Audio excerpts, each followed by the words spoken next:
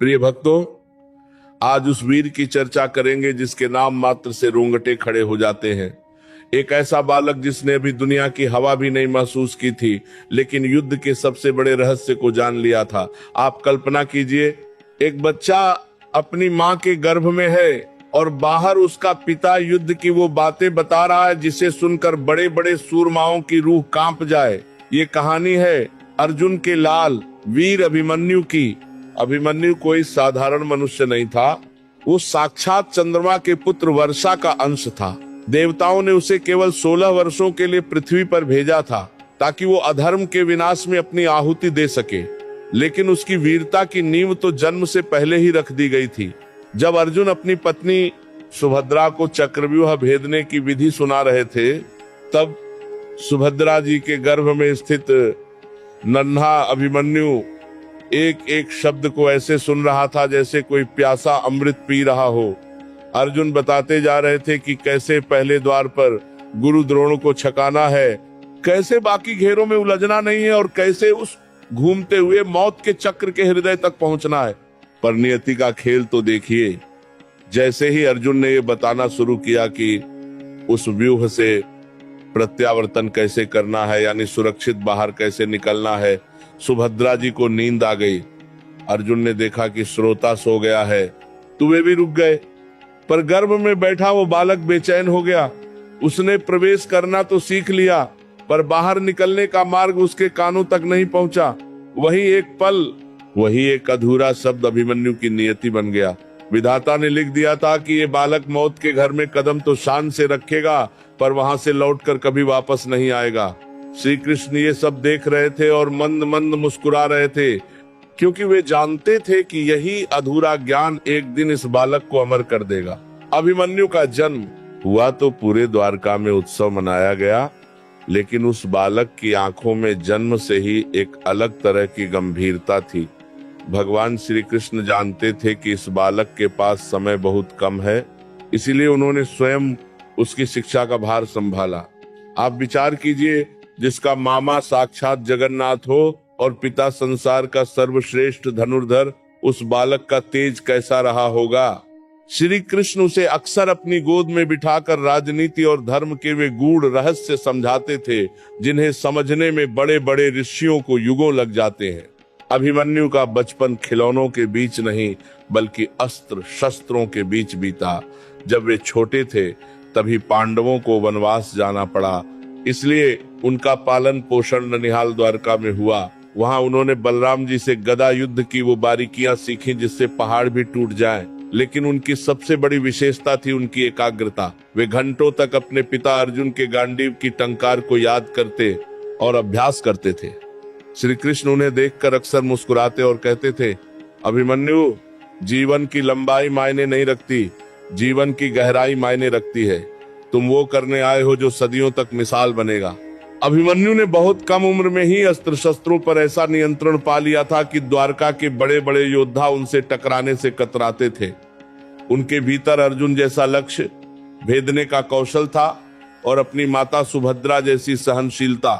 पर भक्तों, उनके मन के किसी कोने में हमेशा वो अधूरा ज्ञान खटकता था, चक्रव्यूह से बाहर निकलने का वो अनसुना रास्ता।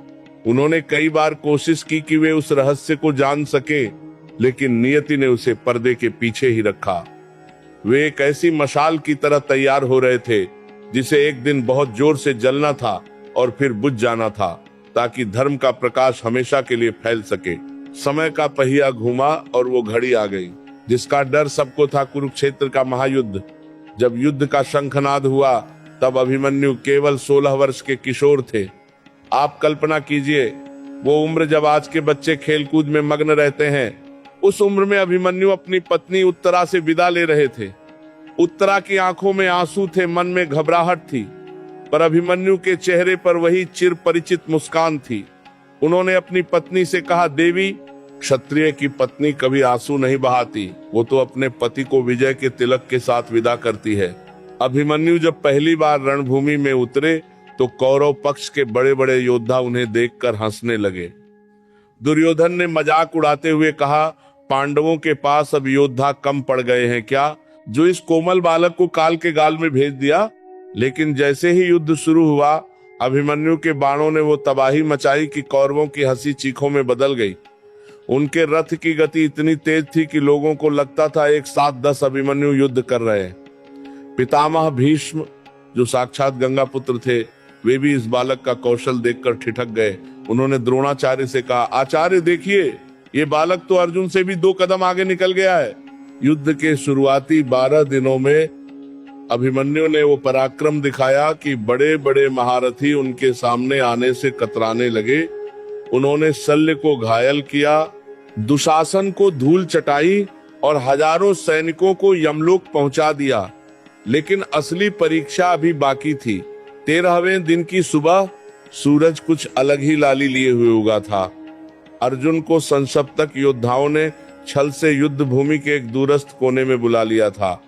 पांडव दल बिना अपने सेनापति के अकेला पड़ गया था और तभी द्रोणाचार्य ने उस भयानक चक्रव्यूह की रचना की। युधिष्ठिर का माथा ठनका, भीम की गदा कांप गई, क्योंकि अर्जुन के बिना उस काल के घेरे को तोड़ने वाला कोई न था। तब सबकी निगाहें उस किशोर पर टिकी जिसकी आंखों में अंगारे दहक रहे थे। प्रिय भक्तों, कुरुक्षेत्र की उस सुबह धूल का ऐसा गुबार उठा कि सूरज की रोशनी भी धुंधली पड़ गई। द्रोणाचार्य ने जब चक्रव्यूह की रचना की तो पांडवों के खेमे में सन्नाटा पसर गया। युधिष्ठिर महाराज का सिर झुक गया। वे मन ही मन सोचने लगे कि आज पांडवों का अंत निश्चित है।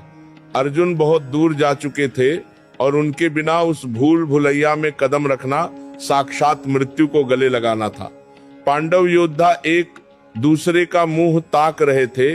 तभी उस सन्नाटे को चीरती हुई एक आवाज आई, तात, आप शोक न करें, जब तक आपका यह पुत्र जीवित है पांडवों का मस्तक कभी नहीं झुकेगा।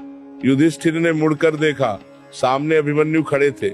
युधिष्ठिर ने कांपते स्वर में कहा, पुत्र, तुम अभी बालक हो, तुमने अभी संसार देखा ही क्या है। यह चक्रव्यूह कोई साधारण खेल नहीं, यह मौत का जाल है। तब अभिमन्यु ने जो बात कही वो हर कायर के भीतर साहस भर दे। उन्होंने कहा, तात, क्षत्रिय धर्म आयु नहीं देखता, केवल कर्तव्य देखता है। मैंने माता के गर्भ में ही इस व्यूह को भेदने की विद्या सीख ली थी। मुझे अनुमति दीजिए, आज मैं कौरवों के इस अभिमान को मिट्टी में मिला दूंगा। युधिष्ठिर का हृदय पसीज गया, पर धर्म की रक्षा के लिए उन्होंने भारी मन से उस बालक को आज्ञा दे दी। जैसे ही अभिमन्यु अपने रथ पर सवार हुए, पूरा आकाश वीर अभिमन्यु की जय के नारों से गूंज उठा। भीम, सात्यकी और युधिष्ठिर ने तय किया कि वे अभिमन्यु के पीछे पीछे व्यूह में प्रवेश करेंगे ताकि बालक अकेला न पड़े। पर भक्तों, नियति ने तो कुछ और ही लिख रखा था। अभिमन्यु का रथ बिजली की गति से चक्रव्यूह के पहले द्वार की ओर बढ़ा। वहां साक्षात गुरु द्रोण खड़े थे। अभिमन्यु ने गुरु के चरणों में बाण मारकर प्रणाम किया और फिर ऐसी बाण वर्षा की कि द्रोणाचार्य जैसा योद्धा भी दंग रह गया। उन्होंने एक क्षण में पहले द्वार को छिन्न भिन्न कर दिया और व्यूह के भीतर घुस गए। लेकिन जैसे ही पांडव सेना पीछे से आने लगी, जयद्रथ ने महादेव के वरदान की शक्ति से रास्ता रोक लिया। अभिमन्यु भीतर जा चुके थे और उनके रक्षक बाहर ही रह गए।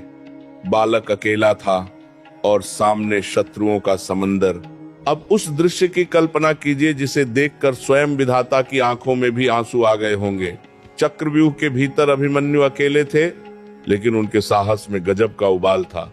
जैसे ही उन्होंने देखा कि उनके तात और रक्षक बाहर ही रोक दिए गए हैं, उन्होंने एक पल के लिए भी अपनी गति धीमी नहीं की। उन्होंने अपने सारथी सुमित्र से कहा, सुमित्र, आज रथ को उस दिशा में ले चलो जहां कौरवों का सबसे बड़ा अहंकार खड़ा है। आज ये बालक अकेले ही बताएगा कि शेर का बच्चा कभी गीदड़ों की भीड़ से नहीं डरता। भीतर घुसते ही अभिमन्यु ने वो प्रलय मचाया कि कौरव सेना में त्राही त्राही मच गई। वे एक घेरे से दूसरे घेरे को ऐसे तोड़ रहे थे जैसे कोई जलती हुई मशाल सूखी घास के ढेर को जलाती चली जाती है।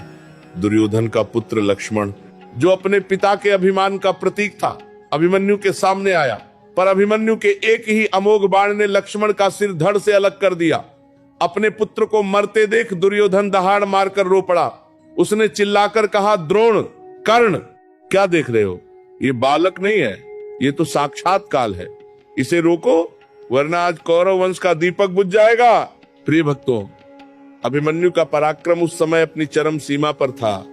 उन्होंने साक्षात द्रोणाचार्य के धनुष की डोरी काट दी, कर्ण को रणभूमि से भागने पर मजबूर कर दिया और दुशासन को इतना लहूलुहान किया कि वो अपनी जान बचाकर छिप गया।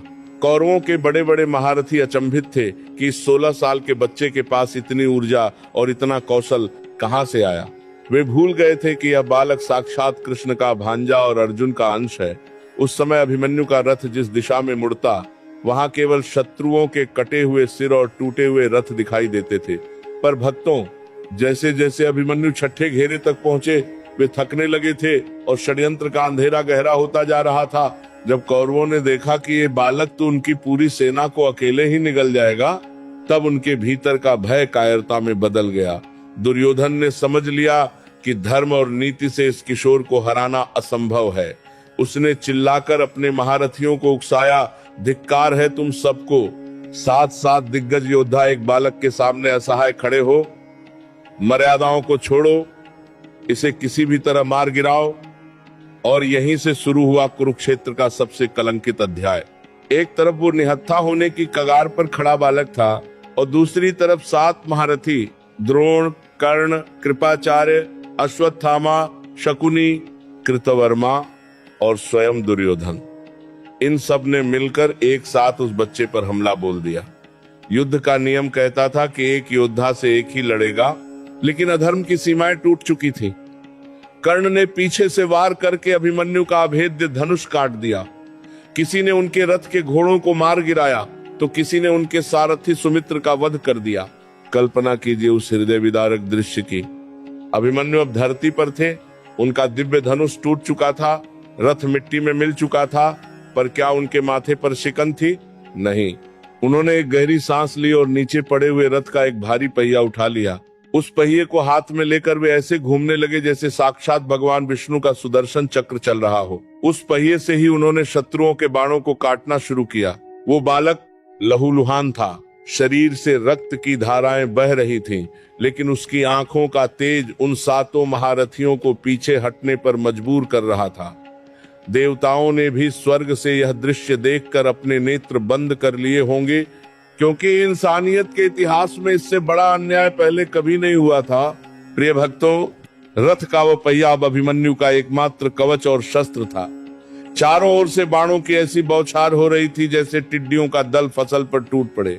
अभिमन्यु उस पहिए को इतनी तीव्रता से घुमा रहे थे कि बड़े बड़े योद्धाओं के प्रहार निष्फल हो रहे थे। पर भक्तों, एक अकेला बालक कितनी देर तक अधर्म की उस विशाल दीवार से लड़ता? छल की पराकाष्ठा तो तब हुई जब जयद्रथ और दुशासन के पुत्र ने देखा कि पहिया हाथ में होने तक इस वीर को छूना भी नामुमकिन है। जैसे ही अभिमन्यु का वह पहिया भी शत्रुओं के निरंतर प्रहारों से टूटकर बिखर गया, वह बालक पूरी तरह निहत्था हो गया।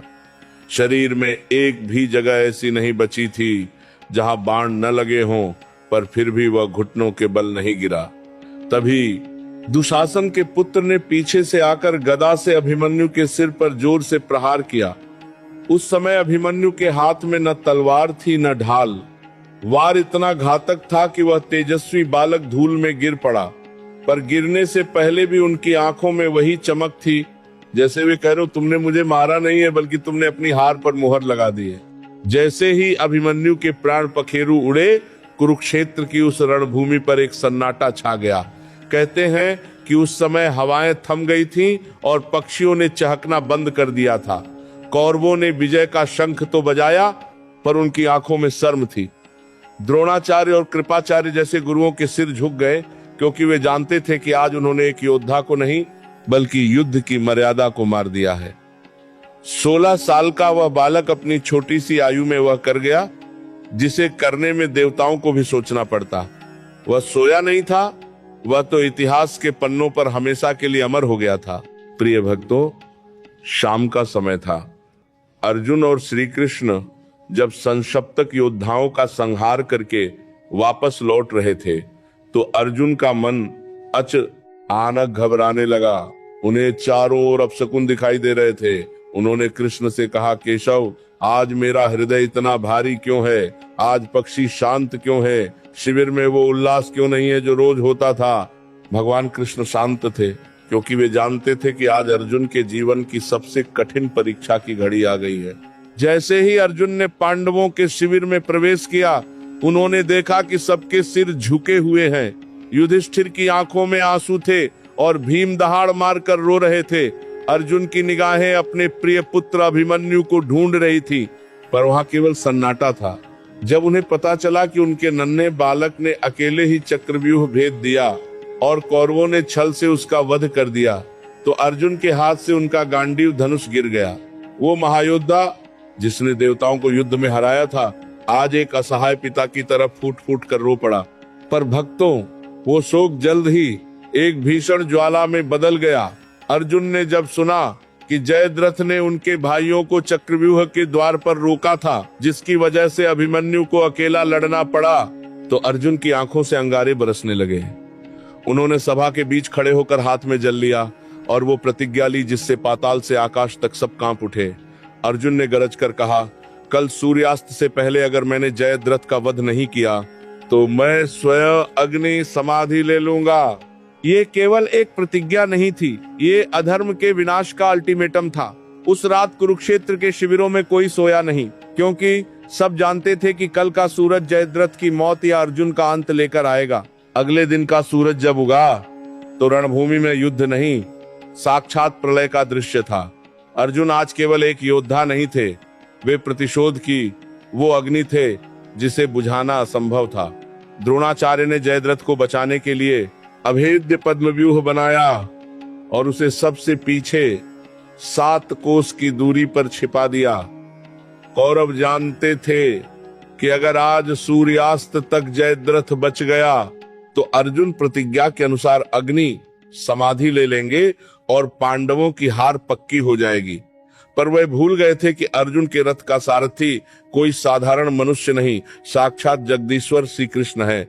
अर्जुन के बाणों ने वो तबाही मचाई कि दोपहर होते होते कौरवों की आधी सेना यमलोक पहुंच गई। अर्जुन के रथ के पहिए शत्रुओं के रक्त से लाल हो चुके थे। जयद्रथ थर-थर कांप रहा था, क्योंकि अर्जुन हर बाधा को चीरते हुए उसकी ओर बज रहे थे। लेकिन जैसे जैसे सूरज ढलने लगा, जयद्रथ के चेहरे पर कुटिल मुस्कान आने लगी। उसे लगा कि अब वो बच जाएगा। तभी अचानक पूरे आकाश में अंधेरा छा गया। सबने समझा कि सूर्यास्त हो गया है। कौरव खुशी से चिल्लाने लगे और जयद्रथ अट्टहास करता हुआ अर्जुन के सामने आकर खड़ा हो गया ताकि उन्हें अग्नि समाधि लेते देख सके। प्रिय भक्तों, यही भगवान श्री कृष्ण ने अपनी लीला दिखाई। उन्होंने अपनी माया से जिस सुदर्शन चक्र से सूर्य को ढका था उसे हटा दिया। अचानक बादलों के पीछे से सूरज फिर से चमक उठा। कृष्ण मुस्कुराए और बोले, पार्थ देखो, अभी सूरज डूबा नहीं है, तुम्हारा लक्ष्य तुम्हारे सामने खड़ा है। उठाओ गांडीव और इस पापी का अंत करो। अर्जुन ने एक क्षण की भी देरी नहीं की। उनके गांडीव से एक ऐसा दिव्य बाण निकला जिसने जयद्रथ का सिर धड़ से अलग कर दिया। अभिमन्यु के बलिदान का पहला प्रतिशोध पूरा हुआ। अधर्म की दीवार में पहली बड़ी दरार पड़ चुकी थी और कौरव पक्ष का विनाश अब तय था। प्रिय भक्तों, कुरुक्षेत्र का वह भीषण युद्ध अंततः समाप्त हुआ और धर्म की विजय हुई।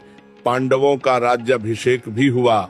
लेकिन जब उस जीत की चर्चा होती है, तब इतिहास के पन्नों से निकलकर एक 16 साल के बालक की छवि सबके सामने आ खड़ी होती है। अभिमन्यु की मृत्यु केवल एक शरीर का अंत नहीं थी, वह तो अधर्म के उस पूरे साम्राज्य की नैतिक हार थी। उस बालक ने अपने लहू से यह लिख दिया था कि जब अन्याय अपनी सीमा लांघने लगे तो अपनी उम्र और अपनी शक्ति की चिंता छोड़कर रणभूमि में उतर जाना चाहिए। अभिमन्यु की गाथा हमें सिखाती है कि जीवन में कई बार ऐसी परिस्थितियां आएंगी जहां हमें चक्रव्यूह जैसा संकट महसूस होगा। हमें लगेगा कि भीतर तो आ गए हैं पर बाहर निकलने का रास्ता नहीं पता।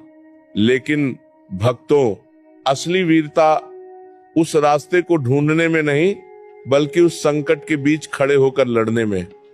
अभिमन्यु अमर हो गए क्योंकि उन्होंने हार स्वीकार करने के बजाय लड़ते लड़ते मरना चुना। आज भी जब कोई अपनी मुश्किलों से हार मान रहा होता है तो अभिमन्यु का वो टूटा हुआ पहिया उसे याद दिलाता है कि अगर इरादा पक्का हो तो एक टूटा हुआ पहिया भी दुनिया के सबसे बड़े अस्त्रों पर भारी पड़ सकता है।